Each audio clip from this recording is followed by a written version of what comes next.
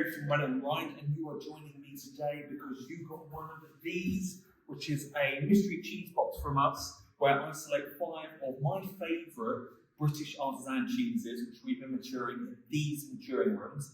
And I'm going to walk through and tell you a little bit about them, why you should eat them in order, what I was thinking when I chose them, and why I think they're currently the best in the country at the moment.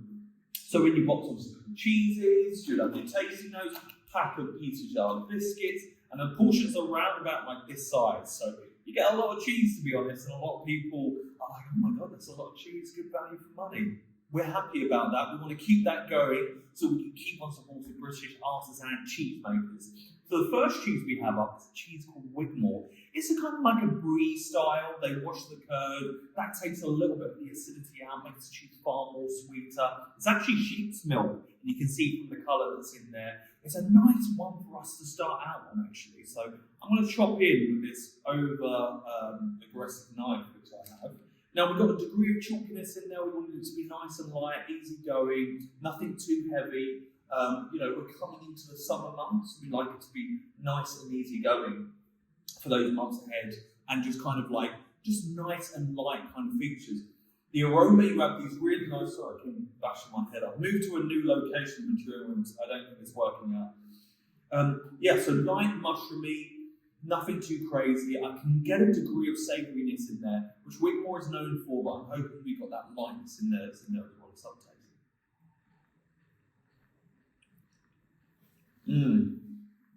You get that degree of milkiness that's there. The salt balance is perfect. You kind of burnt a little bit that saltiness. It lets you know that it's a little bit salty, which is nice.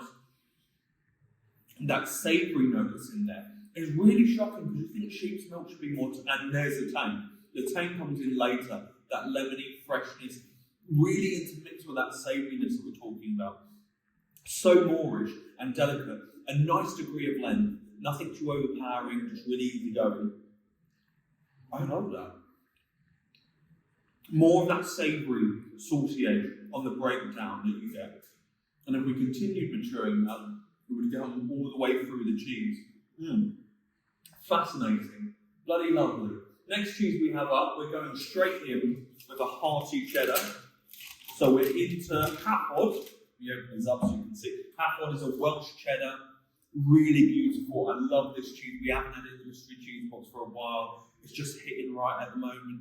I think it would just pair really nicely with that savoury edge that we got in the Wigmore. Look at this colour, it's beautiful, golden, letting you know the quality of the milk that they have there over at Hafod. And it's just one of my favourite cheeses. When it's on, it's just got so much minerality about it. And the aroma, it's quite vinegary at the moment, so you've got that kind of nice salt and vinegar, crisp kind of bag as you open it. Famous pack of squares or discos. I'm a squares fan, not discos.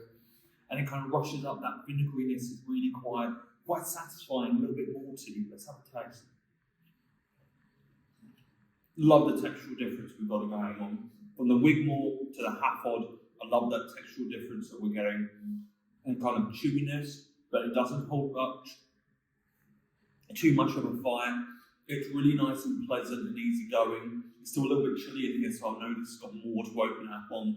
The balance, the balance of the simple flavours is really great. That acidity, leaning into that vinegriness is there. The savouriness is there. It's got that tang, but it is fighting through.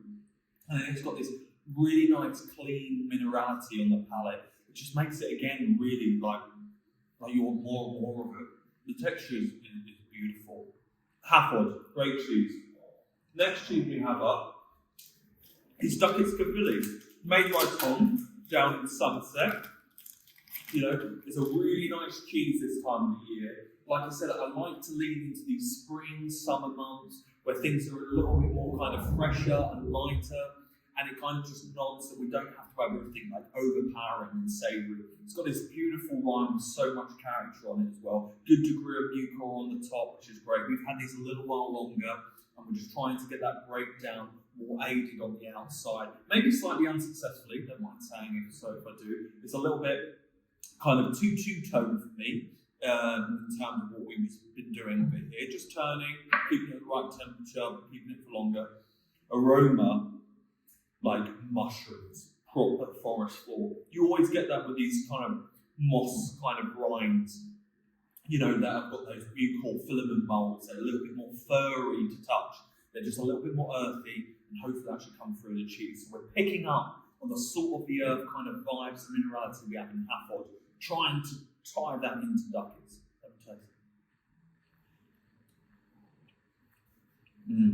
Really easy going. Once again, a nice different texture. High moistness, crumbly, dissipates on the palate. It's very acidic forward.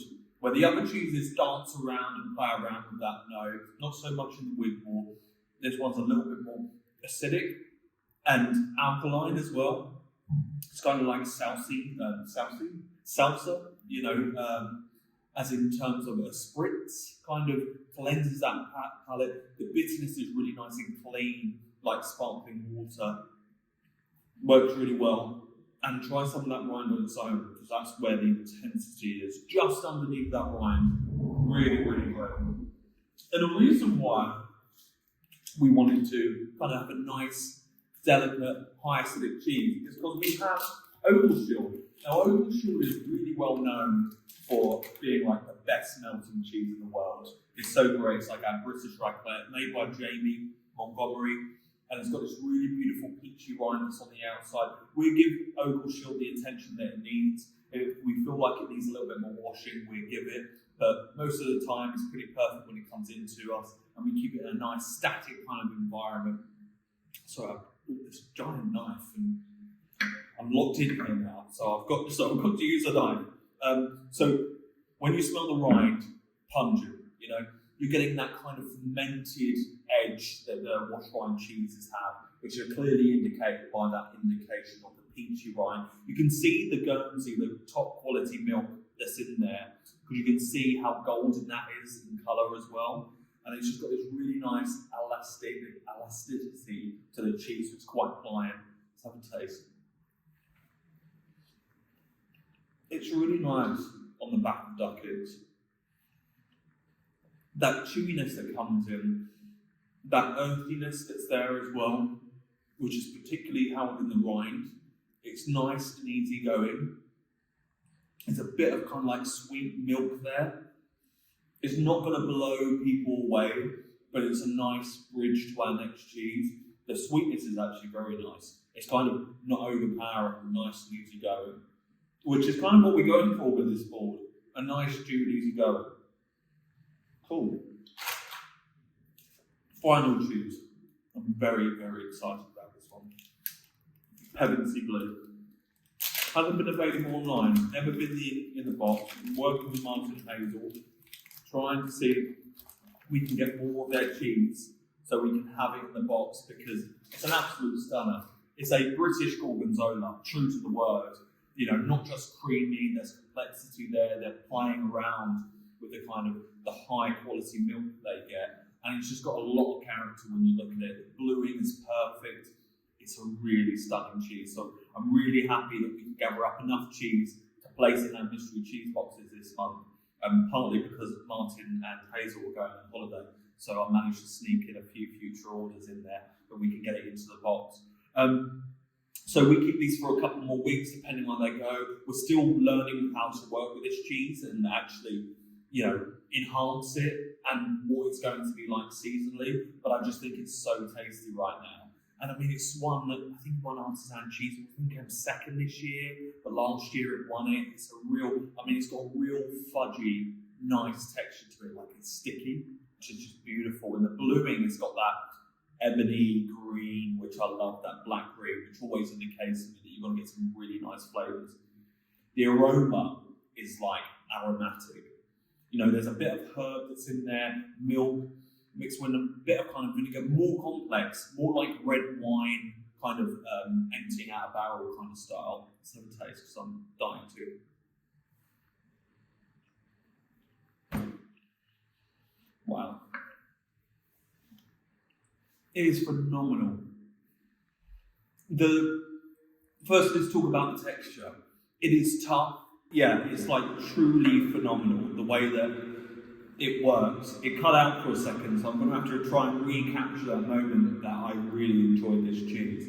It is so well balanced, there is so much going on. That red wine that we were talking about broadens out a bit and just becomes more complex, becomes more like mead.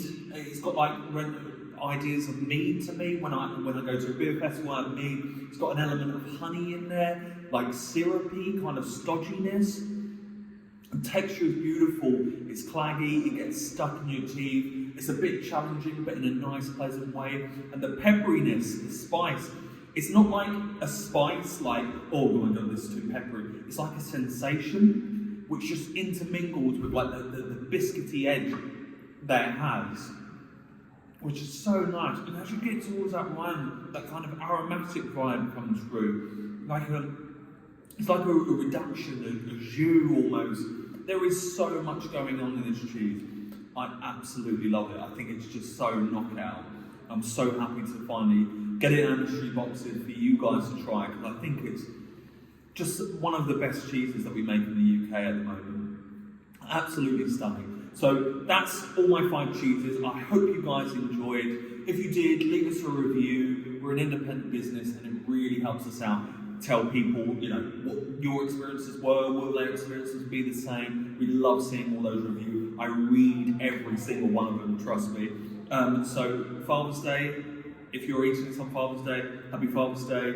Enjoy your cheese, enjoy this blue, because it's definitely one of the best in the UK, if not the best at the moment. I might say the best. Thank you very much. Bye-bye.